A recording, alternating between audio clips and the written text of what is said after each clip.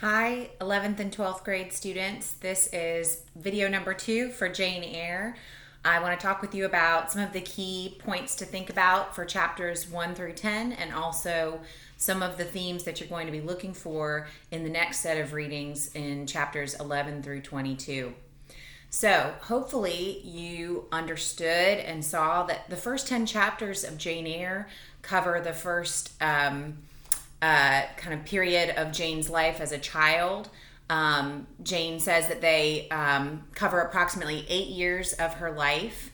And at the end of it, she's finishing her school time and she's looking toward a career as a potential governess. I'm going to be using some of my notes and referring to some of the pages in our Norton Critical Edition for y'all to look for.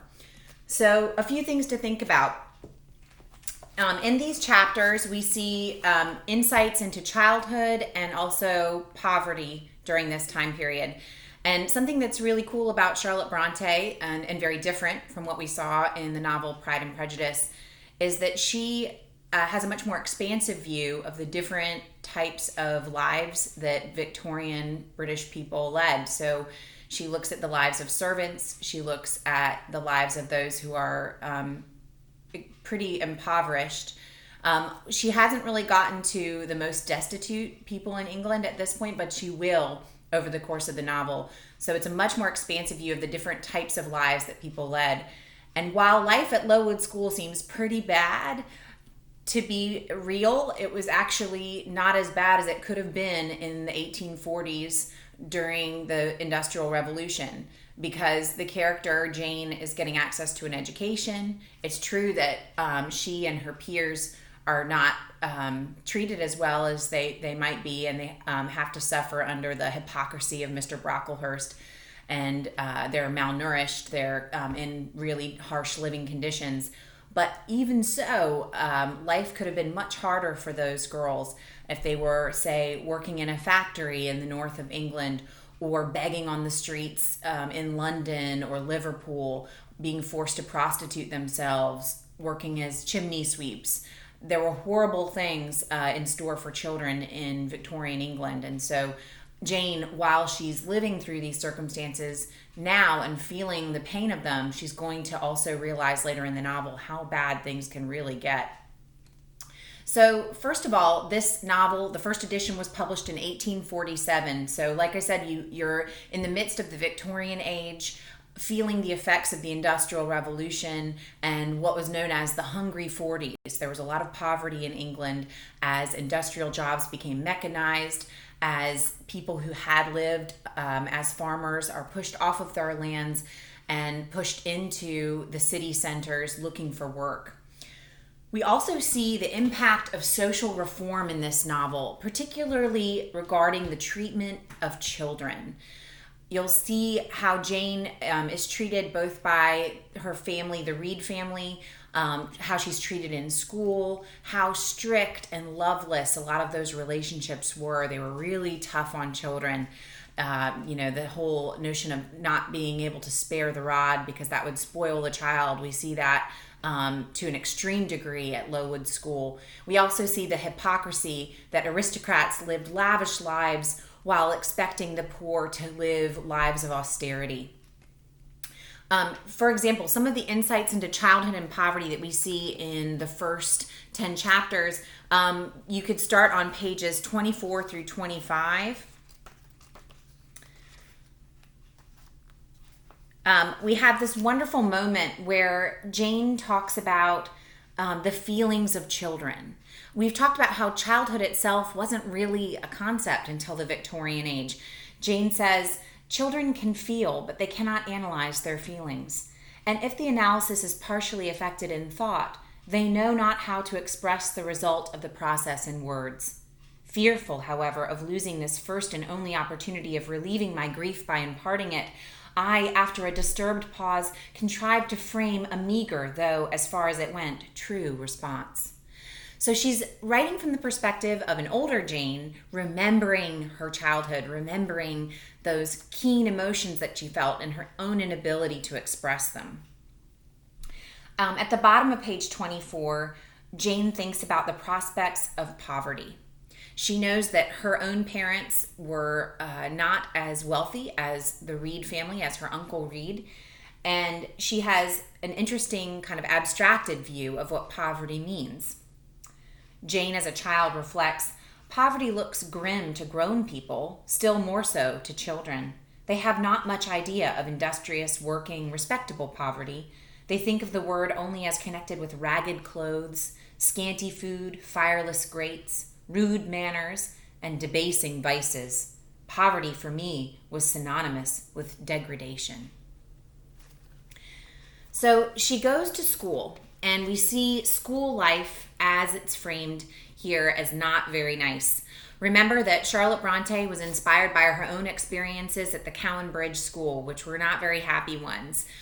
She watched her older sisters grow sick and go home to die.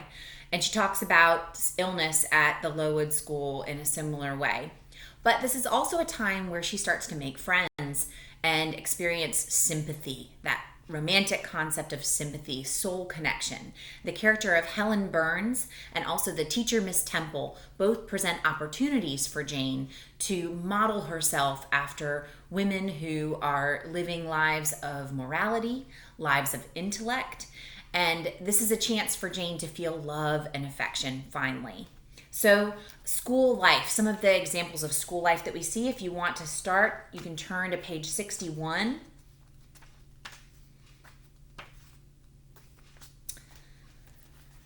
We have the descriptions of lives at the school, and there's this particularly sad moment where Mr. Brocklehurst and his family come to visit and insist that the girls are vain because of their beautiful hair styled up in what he calls top knots. And he insists that those top knots be shorn. All the while, his own daughters and wife are in beautiful, splendid finery, wearing ostrich plumes, elaborate hairstyles that even involve false fronts, which would be little sort of wig type hair pieces, basically like the 19th century version of hair extensions. And while these girls are flaunting and flexing with their fur, Mr. Brocklehurst is insisting that the girls have their hair be chopped off. And Jane feels anger. We see Jane's feelings about the situation. And again, this is a really unique scenario to have a little girl's voice, to have a woman's voice expressing anger, resentment, rebellion. On page 77, we have the description of the illnesses that are spreading through Lowood.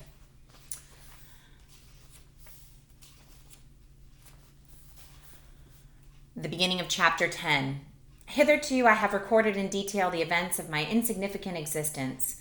To the first 10 years of my life I have given almost as many chapters. But this is not to be a regular autobiography. I am only bound to invoke memory where I know her responses will possess some degree of interest. Therefore, I now pass a space of 8 years almost in silence. A few lines only are necessary to keep up the links of connection. When the typhus fever had fulfilled its mission of devastation at Lowood, it gradually disappeared from thence, but not till its virulence and the number of its victims had drawn public attention on the school. Inquiry was made into the origin of the scourge, and by degrees various facts came out which excited public indignation in a high degree.